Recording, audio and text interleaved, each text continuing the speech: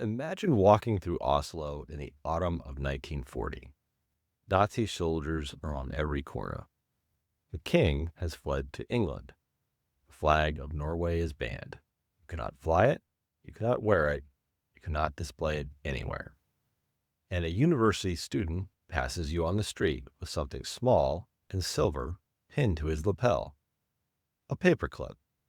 Not a weapon, not a manifesto, not an act of violence.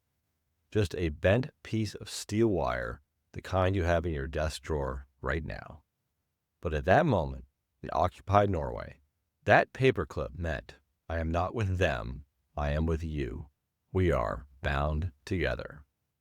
I'm Aiden Thomas of Hidden History, and this is the story of how we learn to hold things together. This is the history of the paperclip. Before we talk about what the paperclip became, we have to talk about what came before it. Because for most of human history, the problem of temporarily holding papers together had no good solution.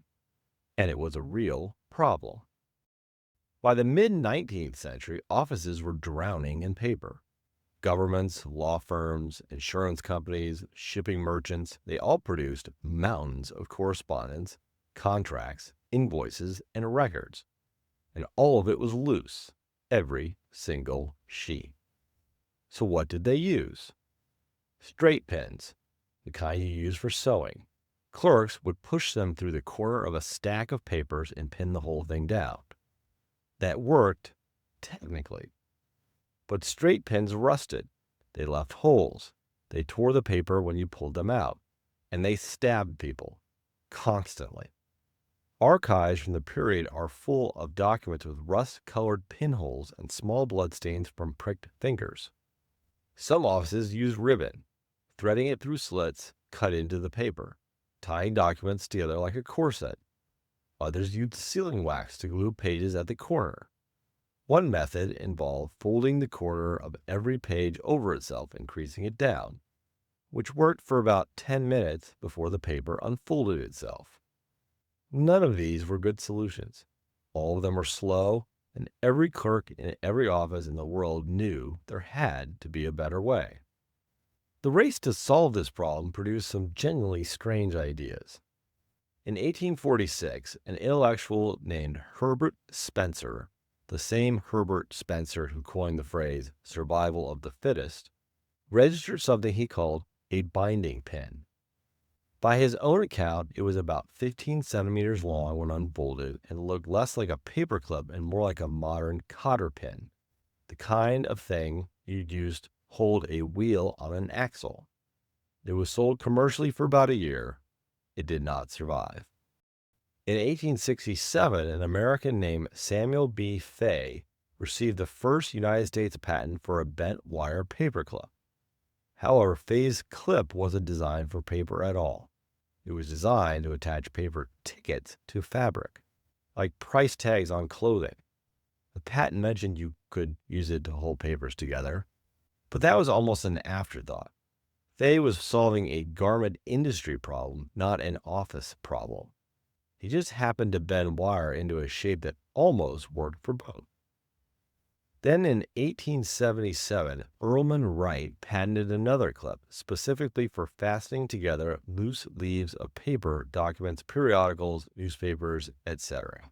It was marketed, it was sold, and it was fine. Functional but not elegant. Practical but not perfect. All of these attempts shared the same flaw. They were trying to invent a solution. None of them realized the solution had already been found by someone whose name we don't know. But here's where it gets interesting. Sometime in the early 1870s, a company in Britain called the Gem Manufacturing Company began producing a wire paperclip. It was small, elegant, and almost identical to the paperclip you use today. 2 full loops, 1.5 turns of wire, exploiting the torsion principle, the natural spring of metal to grip paper without tearing it. It was essentially perfect. This design, the Gem paperclip, was never patented. Nobody knows who designed it. The name of the person who created one of the most ubiquitous objects in human history is completely lost. They worked for the gem manufacturing company, or sold their design to it, and then vanished from the record. The paperclip you have in your desk right now has been in continuous production for over 150 years. Billions have been made. It is used in every country on Earth, and the person who actually designed it is unknown, anonymous, forgotten. The earliest known illustration of the modern gem paperclip appears in an 1893 advertisement. By 1899, an American named William Middlebrook had patented a machine for manufacturing wire paperclips, and the patent drawing clearly shows the gem design already in common use. Middlebrook didn't invent the paperclip. He invented the machine that made it cheap enough for everyone. And that right there is when things get strange, because the question of who invented the paperclip, a question with a clear but unknowable answer, was about to become a matter of national pride and national mythology. Meet Johan Vaaler. Vaaler was a Norwegian patent clerk working in Christina, modern-day Oslo, in the 1890s. In 1899, he filed a patent in Germany for a paperclip design. In 1901, he received a United States patent for the same design, and his paperclip was bad. Vaaler's design had only 1.5 loops instead of 2. Without that second full loop, the wire couldn't exploit the torsion principle properly. To insert paper into Vaaler's clip, you had to lift the outer wire, push the sheets in at roughly a 90-degree angle, meaning the clip sat perpendicular to the paper, sticking out like a keel on a boat. It didn't grip well. It was awkward to use. It was never manufactured. It was never sold. His patents expired quietly and nobody noticed. But here's the dark turn. Long after Vaaler's death in 1910, Norwegians began building a national myth around him. The story went, an unrecognized Norwegian genius invented the paperclip, and the world stole his idea. By the 1950s, Norwegian dictionaries listed Vaaler as the inventor of the paperclip. International encyclopedias repeated the claim. It became accepted as fact. In 1989, Norway erected a 7 meters tall statue in honor of Johan Vaaler, a giant paperclip monument in Sandvika near Oslo. The statue is still there today, but look closely at it and you'll notice something strange. The statue doesn't depict Vaaler's design, it depicts the gem paperclip, the design he didn't create. Norway built a monument to their forgotten genius using the wrong paperclip. A decade later, in 1999, they issued a commemorative stamp in his honor. Same problem. The stamp showed a gem clip, wrong paperclip. The man credited with inventing the paperclip didn't invent it. The object he actually designed was never used, and the country that celebrates him got the shape wrong. You just can't make this stuff up. But the myth of the Norwegian paperclip, this beautiful incorrect story, was about to give the paperclip a meaning far greater than any inventor could have imagined. By the way, if you made it this far, you're clearly the kind of person who finds this stuff fascinating. If so, hit that subscribe button. Now, back to our story. It's April 1940. Germany has invaded Norway. After 2 months of fighting, the country falls. The royal family and government flee to London. As many as 400,000 German troops eventually occupy a nation of only 3 million people. The occupiers move fast. They ban all symbols of Norwegian sovereignty, the flag, the royal cipher, any pin or badge showing allegiance to the exiled King Haakon VII. They order teachers to join the Nazi Party and teach Nazi ideology in classrooms. They order the church to preach obedience to the leader and the state. Anti-Jewish legislation is passed. More than 700 Norwegian Jews are deported to Auschwitz. And in the autumn of 1940, students at Oslo University began wearing paperclips on their lapels. It was a small thing, a bent piece of wire, but the message was unmistakable. The paperclip meant solidarity. It meant we are bound together. It meant I am not one of them. The students believed, because the myth had already taken hold, that the paperclip was a Norwegian invention. Wearing it was a claim on their own history, their own identity, in a moment when both were being erased. Soon, the paperclips spread. Teachers wore them. Shopkeepers wore them. Students made paperclip bracelets and necklaces, binding themselves together, literally and symbolically. The Germans didn't notice it first. A paperclip on a lapel looks like an office supply, but the resistance was hiding in plain sight. When the Germans finally caught on, wearing a paperclip became a criminal offense. People were arrested for it, punished for it, and yet they kept wearing them anyway. The paperclip was not the only act of resistance.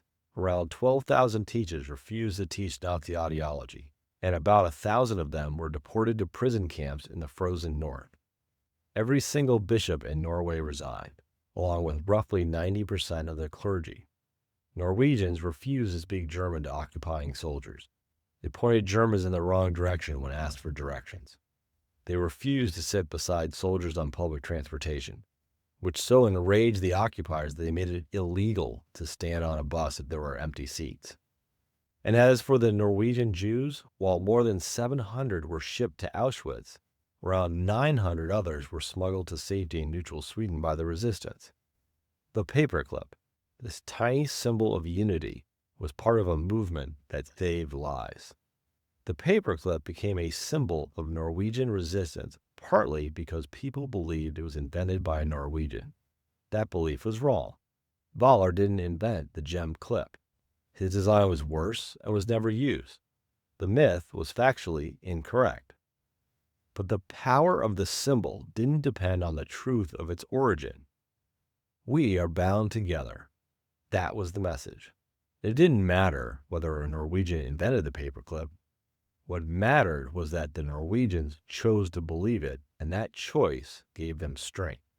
Fast forward to 1998. Whitwell, Tennessee, population 1,600. A middle school in a town where almost everyone is white, almost everyone is Christian, and many had never met a Jewish person. The 8th grade teachers decide to teach the Holocaust. The students struggle to comprehend the scale. 6 million Jews murdered. 6 million.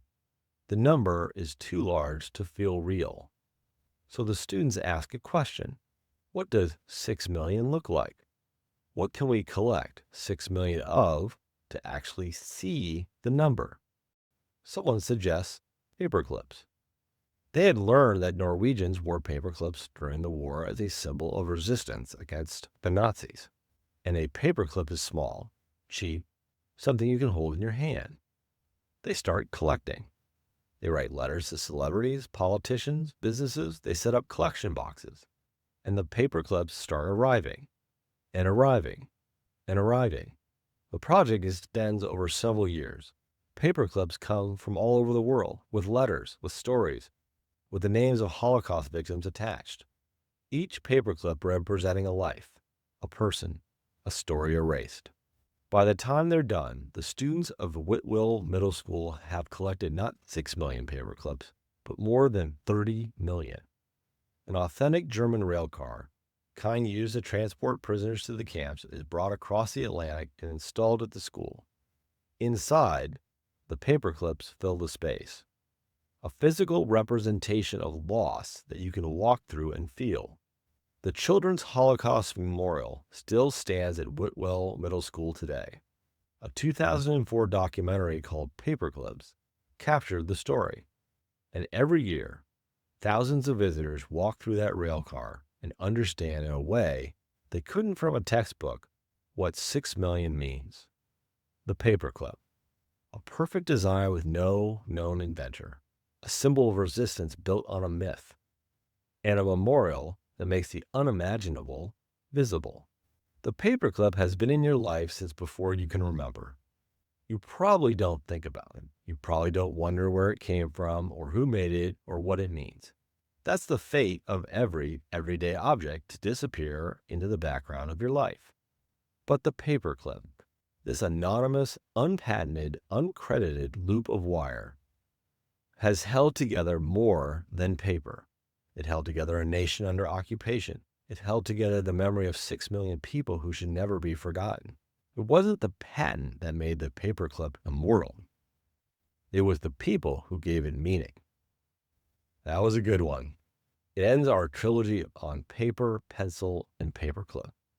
If you enjoyed this episode, hit that subscribe button, like or hype the video, subscribe to our email, and comment below on something you'd like us to do in the future. Next week, we cover an invention that will be lighting up the skies in the weeks ahead to celebrate our nation's 250th birthday.